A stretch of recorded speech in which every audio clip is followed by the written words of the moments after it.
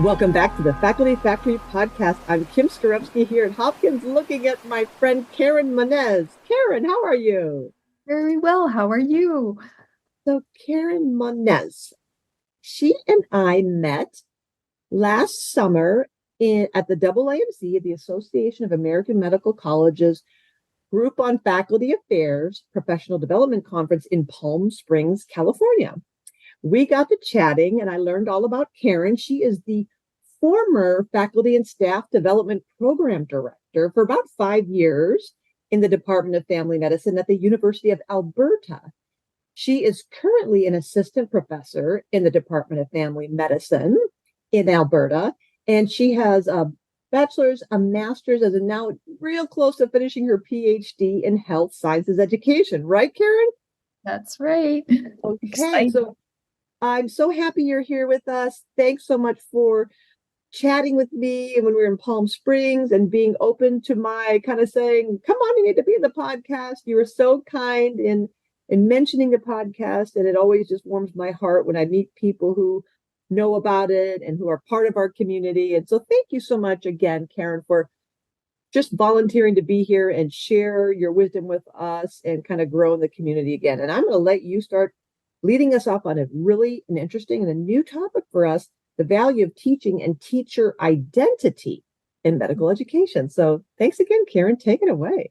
Thank you so much, Kim. It's certainly my absolute pleasure to be here. It's such an honor, and I'm so excited to talk your ear off a little bit more about my favorite topics in medical education and how I got to be interested in medical education scholarship.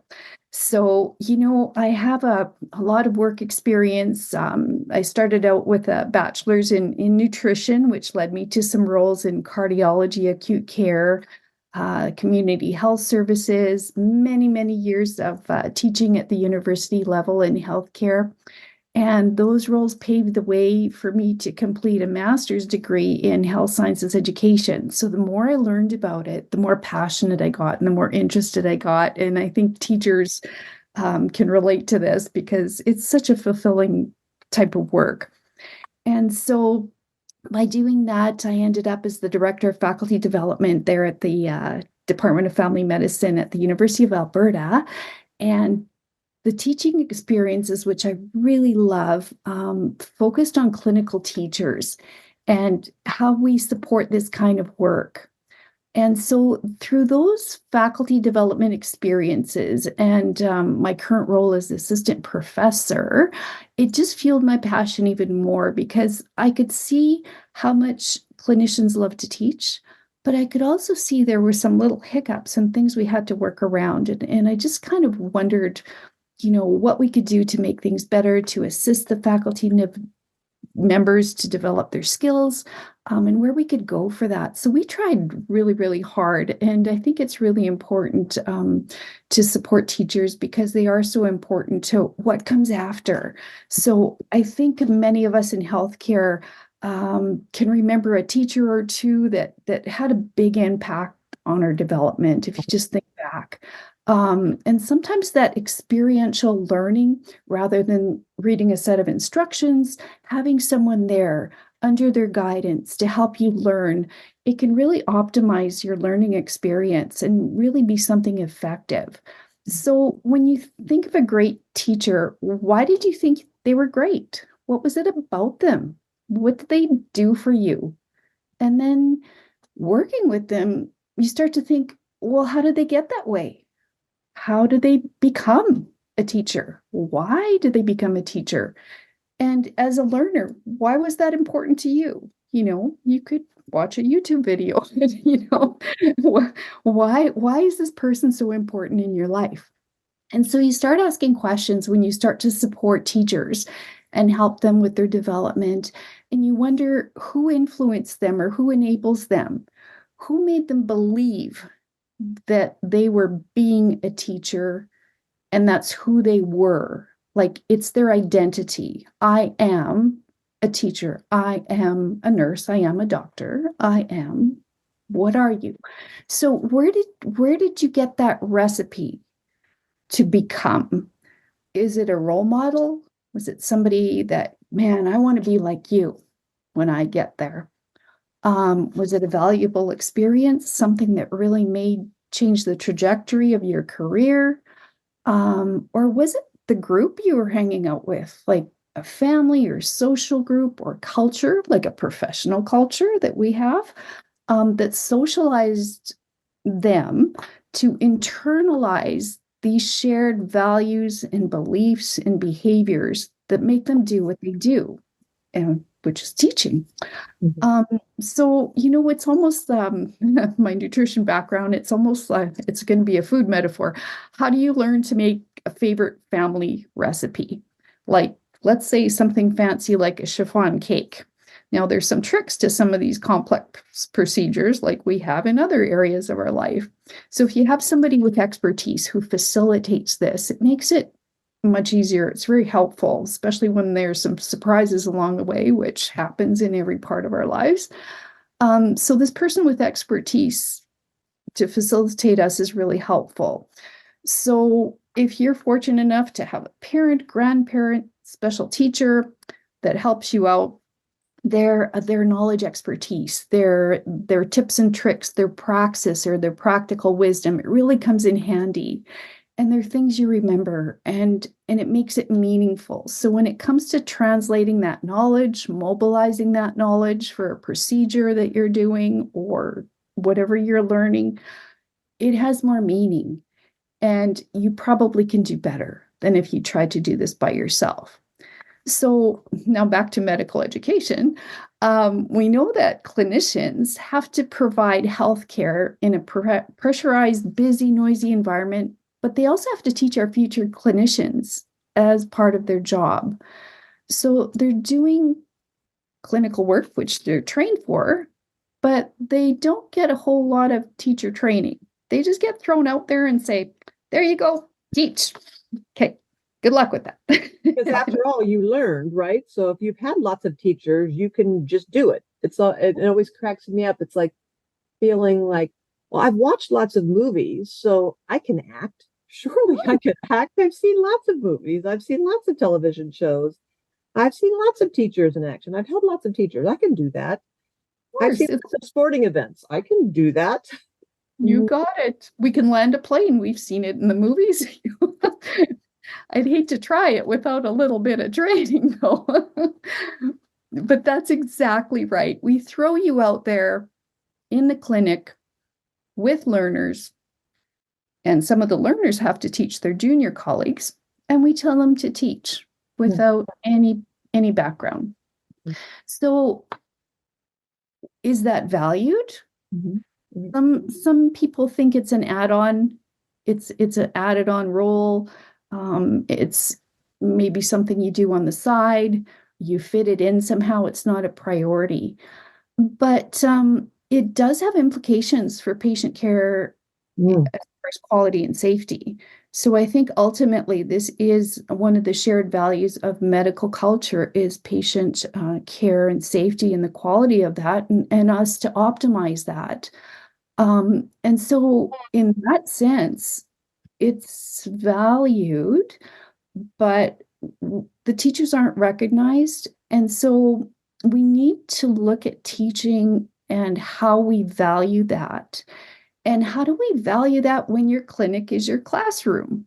Because it's not a quiet room where you sit in a chair and you listen to someone talk. Everything's going on all at once, all the time. And it's probably like being a parent where, this is happening and you need that and you need to address something else. And all of these things are happening and it's high stakes. These are people's lives in your hands. So, it would really be helpful to have that, helper on your guiding you along the way. So, with these implications, we know that the clinicians who teach and who see themselves as teachers or identify as teachers or have a teaching identity, they are better teachers. Mm-hmm.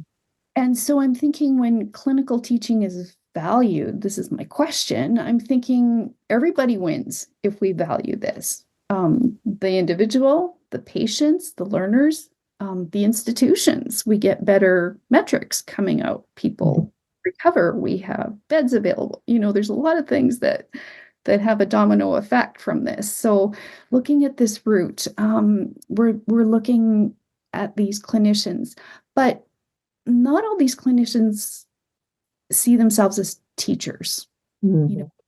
And so that is something that we question. And it's like, well, why not? It's part of your job. Why aren't we helping you with this?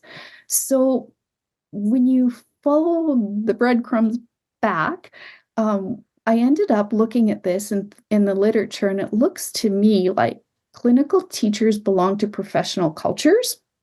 And so the answer could be somewhere in these professional cultures, because cultures ensure that the clinicians are socialized to form a professional identity. So we have all this work on professional identity formation. But in addition, we don't see much on socializing to develop that teacher identity that's part of your job. So we have faculty development. And to date, we've been offering, not only myself, everywhere, faculty developments are regularly offering sessions that focus on teacher training and opportunities to network with other teachers, so you can have this community of practice in your profession with other teachers to support each other and make a really good group. And interestingly, these wonderful things that we offer, attendance is not always optimal. So we build it, but not everybody comes. So attendance is a little low sometimes. And it's not the individuals that don't want to come. Many love teaching, but it's logistical things that have to do with institutional barriers. They're enthusiastic.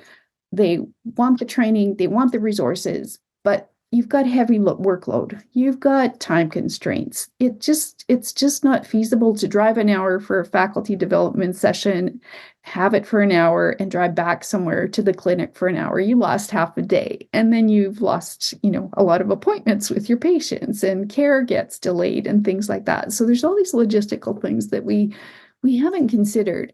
And so we don't necessarily enhance or make it easy. So it's hard for an individual to embrace the role, even though they want to. There's just not enough time in the day and not enough energy. So if we are not supporting teachers, how can this be good for the learners? And these learners are going to be our future clinicians. So what kind of outcomes are we looking at down the road when it's you and me and our families and our friends? What kind of care will we be getting if we don't build the right foundation? So it's again, question of patient care and safety. Yeah. Karen, can I just interrupt you here, because you're saying things that are just so, I think, spot on and timely in terms of recognizing and valuing education. And I like how you phrase it, socializing to develop a teacher identity. After all, we're all in academia, the academy. It's education is number one. But I think we have overlooked that and almost viewed our roles in teaching and education as kind of like well, of course, that's just part and parcel, as you pointed out, something that happens during the course of my seeing patients, working in the lab, working in the classroom, or that's just kind of part of what I do. It's just, I don't think of it as an identity per se. I'm a professor, as you point out, in the department, professional society identity. So shifting that kind of emphasis, I think, is really critical. And I've mentioned before in the podcast here at Johns Hopkins, we have the Institute for Excellence in Education, IEE, which is led by our wonderful Dr. Joe Cofrancesco, and our Associate Dean for Faculty Educational Development, Dr. Rachel Levine, is working hand in glove with Joe and the IEE on these educator competencies. So there's a whole committee trying to elevate this awareness of educators to ideally being a promotion track in Hopkins. Historically, Hopkins had one one promotion track, the traditional research track as we all know it. And then right before COVID, we came up with a clinical excellence track. So that's the second way one could be promoted here at Hopkins. So by your research, traditional track, and then clinical excellence. Well, we'd like to, in terms of like the tripartite mission, research and clinical and education, we'd like to elevate educators to having their own promotion track. And as you're talking, Karen, I'm looking at the work done by Doctors Co-Francesco and Vivian here at Hopkins, looking at domains of educators' work that include teaching and facilitating learning, program and curriculum development, assessment and evaluation, educational leadership, educational scholarship, and educational mentoring, coaching, and advising. So these kind of 6 domains of competencies, lend itself to that, heightening the just the credibility or the awareness or the formality and institutionalizing this as this is a thing. This is not something you do in your spare time or on the fly or what you picked up through undergraduate, graduate, postgraduate, postgraduate, postgraduate, postgraduate. This is not how one becomes, as you're pointing out. And I just want to, before I forget this, I love the metaphor of the chiffon cake. And what I also love about this notion that you're talking about of having a teacher identity is teachers, good teachers, bring out the best in the learners and meet the learners where they are. So it's not just giving like you said, on TikTok or Instagram or YouTube, a flat PowerPoint presentation and shoving the info at you. It's Karen, noticing Karen's preferences for learning and her gifts and her blind spots and the things she's not confident about and kind of pulling that out and encouraging, inspire. That's a good teacher.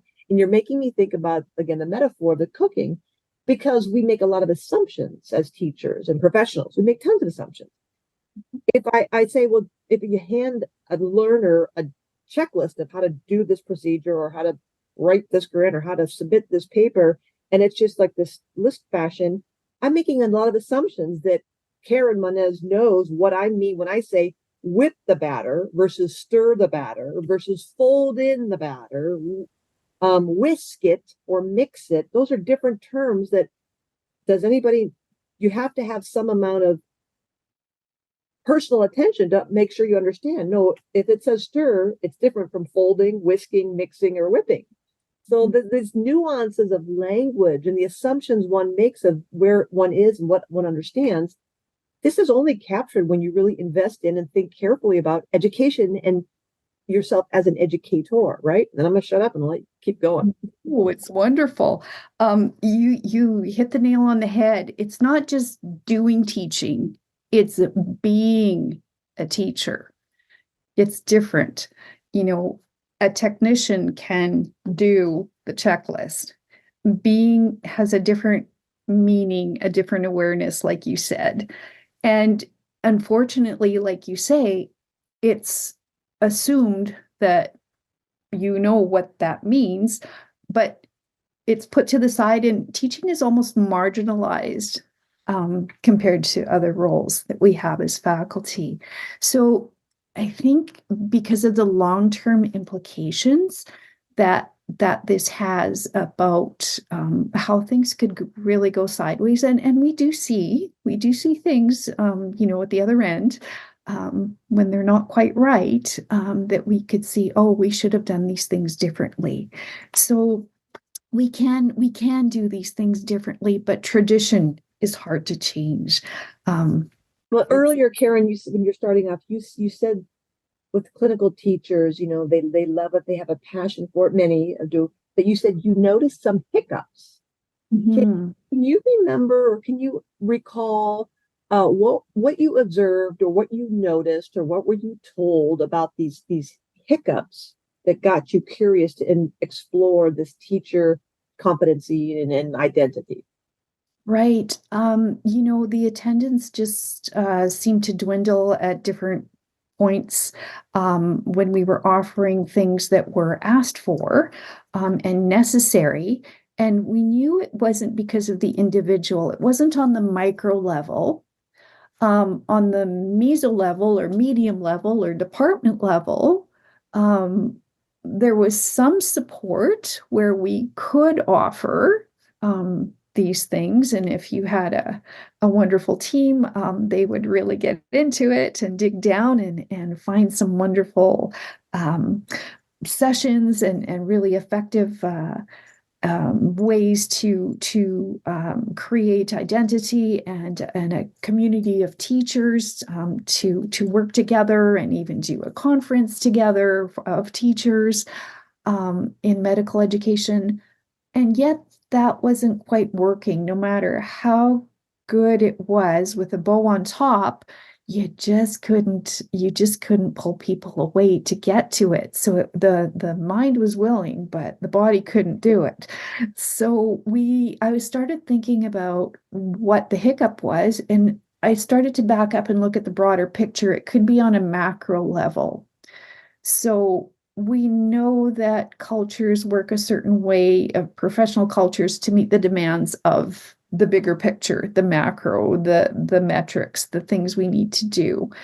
And so perhaps in that way, if we look at the bigger picture, I think we need to make teaching more visible at a higher level, to make the value more visible to a higher level, to say, what's in it for you? Because if we value teaching, everybody wins. The learner, the patient, the teacher, the institution. Mhm. So I think we're just assuming too many things, and we assume everyone knows how to do certain things. And I think we need to go back to the foundation, because that foundation needs a little bit of work, I think, from what we're seeing at the other end, at the hiccup end of things. I love it. I love it. Such an important message, Karen. It really does give you pause to think, and I especially appreciate you talking about doing versus being. Are you doing teaching, or are you being a teacher? And I often think about that, the doing being, when I kind of admonish myself and the faculty members I coach, that reminding them we're human beings, not human doings.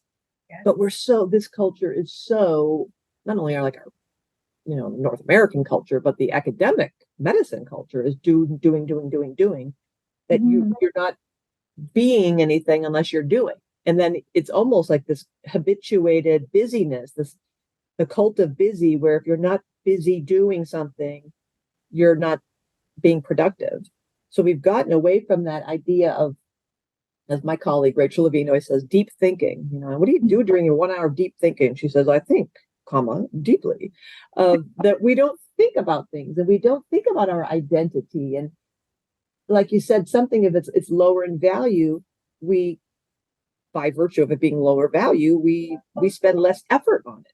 We don't give it our A game. We bring our A game into the operating room, or on the study section, or at the international talk, but we don't necessarily bring our A game into the wards, or in the classrooms, or at the bedside, because and that's, I think, that awareness of, this is not just about you. It's not even about that learner. It's about the patient. It's about the reputation. It's about the experience. It's about the health of the population. It really has those profound ripple effects that I think you rightly pointed out, we forget about that.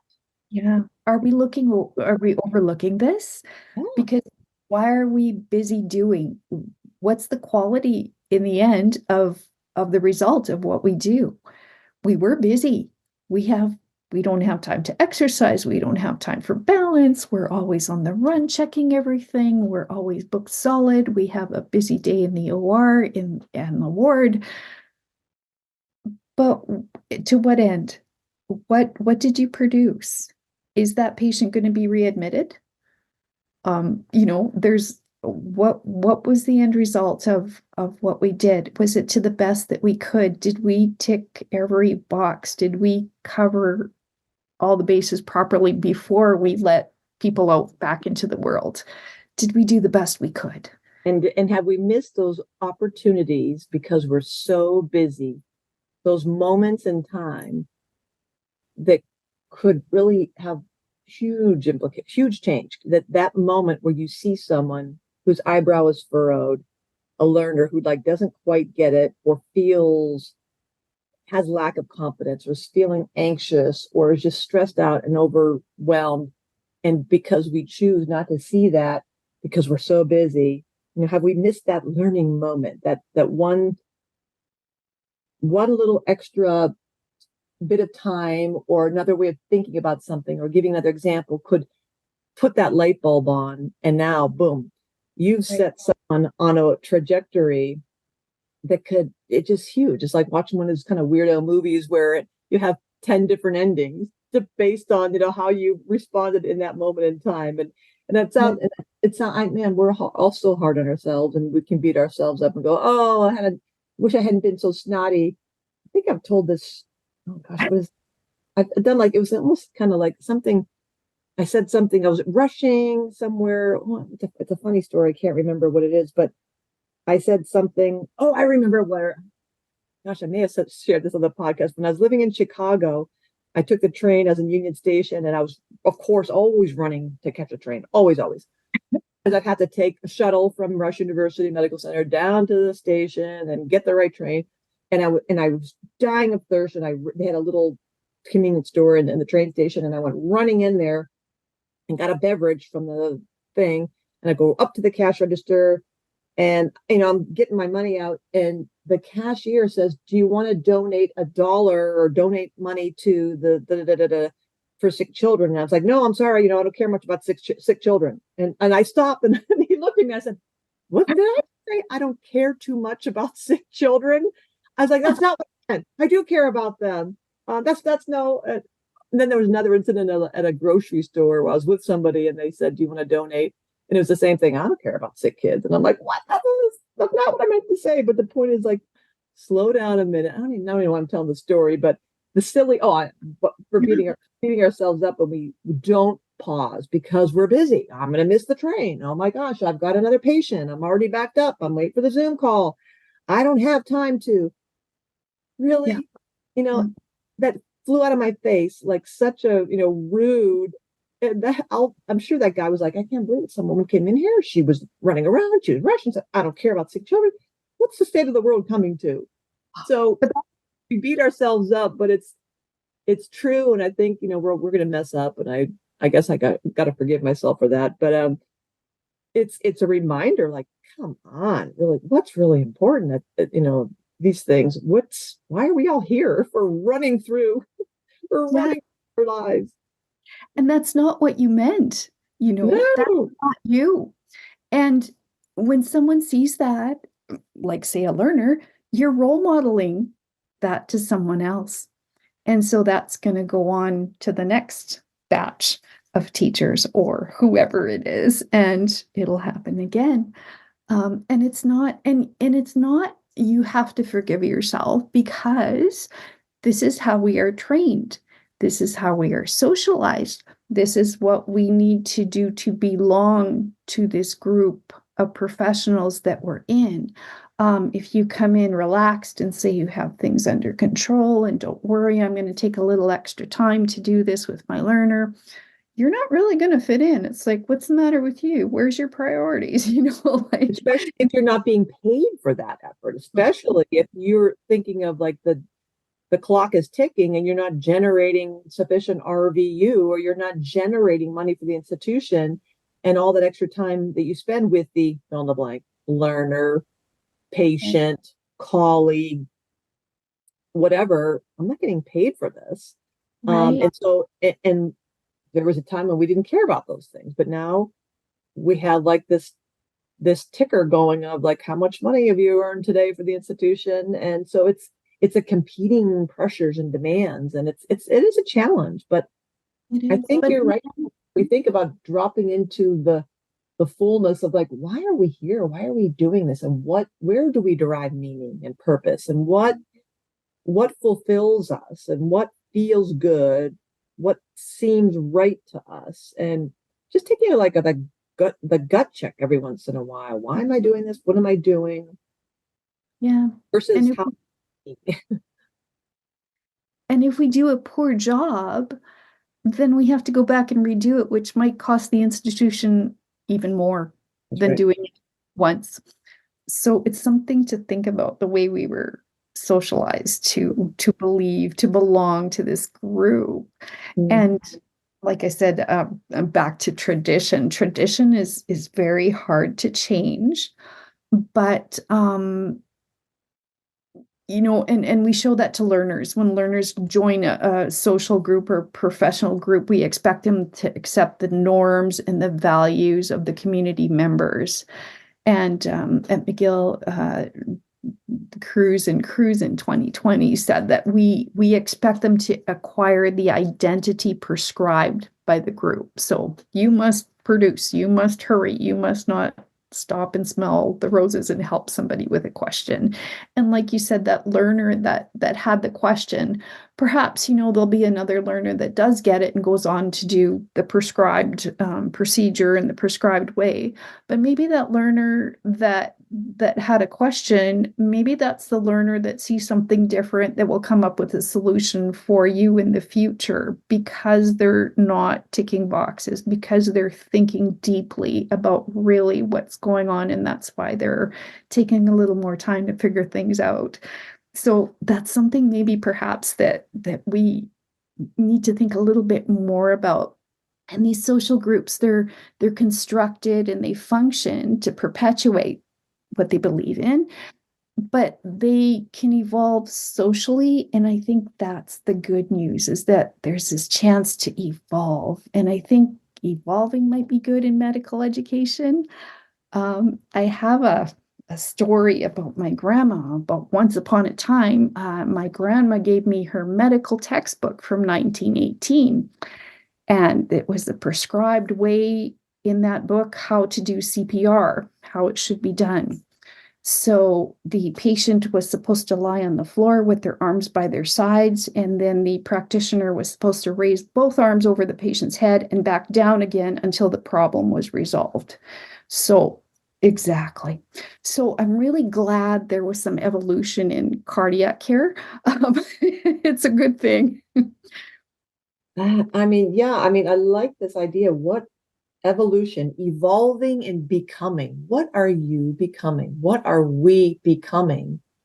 Mhm. And yes, the blueprint for living, or culture, was as we call it, how we do things around here. Culture can be one thing pushing us, and we can become something that can push back at that. So I want to make sure we don't lose the agency, the personal agency in this, because a lot of us, I know you probably learn the same thing and know the same thing every day in, day out with this, is feeling helpless because the system, the funds flow, the publishing, the grant chasing, the patient care. I mean, these pressures are immense and they're real. And we have power, we have agency, we can become something, and our becoming in the micro level, or as you pointed out, Karen, like as a social or meso level, can that becoming can push back to a macro, and yeah, we can get there. So you got me super. I got goosebumps. I'm charged up. I want to go teach something. Yeah, if they say, culture can change policy. So if we can start with our own profession in our own communities, we can take little steps, do it in little bites, to redesign some of the workplace cultures, even on the unit level, and have that spread, or be an example of how this can work. Pilot it, try it, see if your results are better, demonstrate better metrics. So I think we can see what's in it for all of us, to consider these kind of little incremental changes, without getting running into roadblocks ourselves. Um, and if we can refresh these workplace cultures so that institutions can better support teacher identity development, not the doing, because everybody says, well, just go learn how to do curriculum, go learn how to do a survey. That's a technical thing. Mhm. Being a physician, being a practitioner, being a teacher is more than just a checkbox. You have the wisdom, you have judgment, and it's part of the same thing in the teaching profession as well, especially in medical education, because they fit together so nicely. So if we consider the features of the workplace, the pressures, like you said, they're very real pressures that are daily to show your productivity. And if we can look at those forces that enable productivity, the innovation might support your effectiveness, and that could enhance the organizational value, build your talent from within. It could be strategic for your workforce planning as well. And most importantly, enhance patient safety and care. Love it. Karen Moniz, I love this. This is a great message. It was so timely. You fill my heart with joy. I'm so excited to think more about being a teacher and how I can get that. Because I've told this story too, I started off as a teacher with my siblings. I turned our family room as a child into a library. I gave them homework assignments. I graded them. I had little rubrics. I was just off the wall. I knew I was a teacher from day one. And I feel like, through my faculty development role, I've gotten away from that. But this is kind of one of those things in life when you think about purpose and meaning and why am I here? And sometimes those things that we love when we were younger, riding a bike and going on walks and painting or what, we get away from those things. And I feel like I've gotten away from being in the classroom, as it were. So you've kind of opened my eyes to something that I can explore, to revisit. So Karen Moniz, I just want to leave the last word to you, and I really appreciate you. And thank you so much for being in the Faculty Factory podcast. Why don't you say goodbye to all of us until the next time? Well, thank you so much, Kim. It's been such an honor and pleasure talking with you. And I just hope we all think a little bit more about being teachers and role models. And I hope that we can talk again as we develop some new ideas and innovations. Thank you so much. Hey everyone, it's your podcast producer Casey. Just wanted to let you know that as of March 1st, 2024, this podcast has had nearly 89,000 total downloads and YouTube views from listeners in 95 different countries. The website, facultyfactory.org, has drawn over 41,000 web visits from users in 122 different countries. I tell you all of this just to underscore the point that this truly is an international platform, and we want to invite you, no matter where you are in the world, to be a guest on our show. Our host, Dr. Skorupski, makes the experience very engaging, relaxing, and fun. As producer, I'll make any of the edits that you might need on the back end before we publish it. We want to hear from different faculty around the world and learn from each other, so please reach out if you'd like to be a guest or to nominate someone in our academic medicine community to be a guest. You can visit the Contact Us page on facultyfactory.org to send us a message, or contact Dr. Skorupski directly at kskorupski@jhmi.edu. Thanks for tuning in to Faculty Factory Podcast. The mission of the Faculty Factory is to build and support a community of leaders in faculty development who share tools, resources, wisdom, and encouragement in service to our faculty members, schools, and institutions. We encourage you to go to facultyfactory.org to find out more. Get in touch with me, ask me any questions. Maybe you want to be interviewed on the podcast. Thanks for tuning in to Faculty Factory Podcast. We'll see you next time. The Faculty Factory podcast and website is sponsored by the Johns Hopkins University School of Medicine Office of Faculty. For more information, visit facultyfactory.org.